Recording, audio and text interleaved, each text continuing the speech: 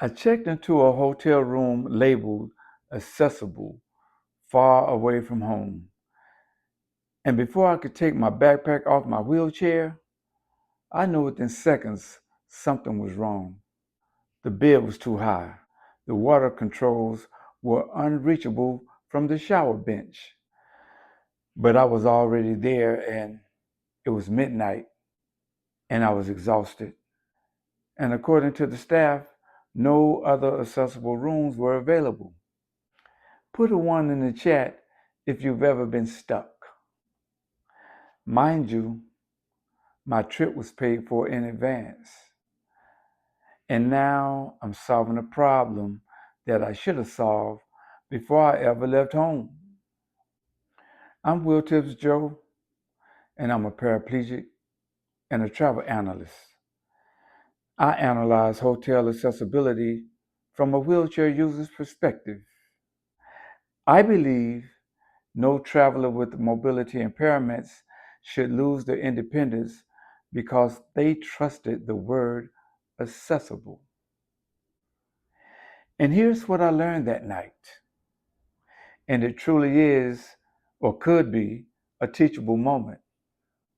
Accessible is not a guarantee. Accessible is a label. So never assume accessibility. Always verify usability before you book, pay, or travel. To be clear, the ADA sets minimum standards. Hotels try to meet the minimum requirements. But meeting code and what actually works for guests with mobility impairments are entirely two different things. Prove me wrong. Check this out. Nobody at the hotel is thinking about your specific needs unless you tell them.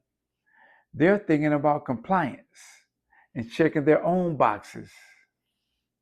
However, I also want to be explicitly clear that my enemy is assumption, not hotels, not the ADA, not staff.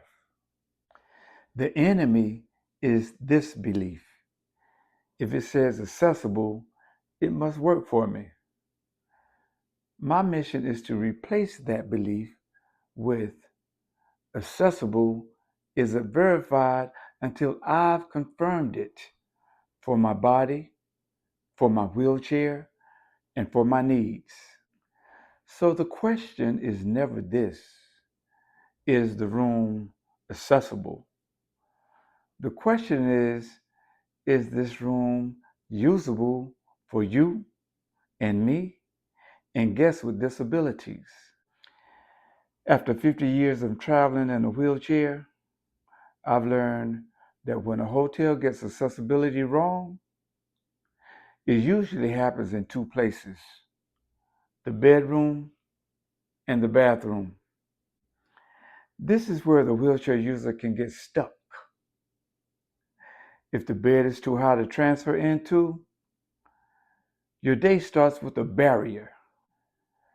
If the bathroom is too small to maneuver in, or has a bathtub instead of a roll-in shower that you requested, your independence disappears, and your hygiene disappears too.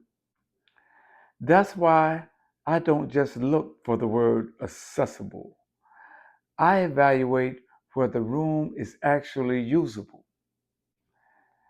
And that is exactly the reason why I built the Hotel and Resort Access Booking Checklist. It's a tool you use while you're still on the phone with the hotel at home, before you book, before you pay, before you travel. Not only that, but most travelers with disabilities don't have a system. They have hope. This checklist gives you a system. It helps you confirm the access details that can make or break the trip. For instance, can you transfer safely? Can you use the bathroom in comfort? Can you move through the room easily? And can you actually use the parts of the hotel you came there to enjoy? That's the difference between assuming and confirming. And at the end, the checklist doesn't leave you guessing. The beauty of it is it guides you as you make a decision to book it, hold it, or don't book. That's the control I get from using the checklist. That's the system. That's the Wheeltips Joe Real Access Proof verification system. Marinate on this. The most expensive accessibility mistake in wheelchair travel happens before the trip starts. It happened to me. Don't let it happen to you. Have you heard necessity is the mother of invention? Well, you're not buying a checklist. You're buying the night I didn't have one. I've got it now, and I use it. The checklist is linked in the bio and is built to live on your phone. Remember, accessible does not always mean usable. Make the room prove it. I'm Will Tips Joe, and you've just been tipped.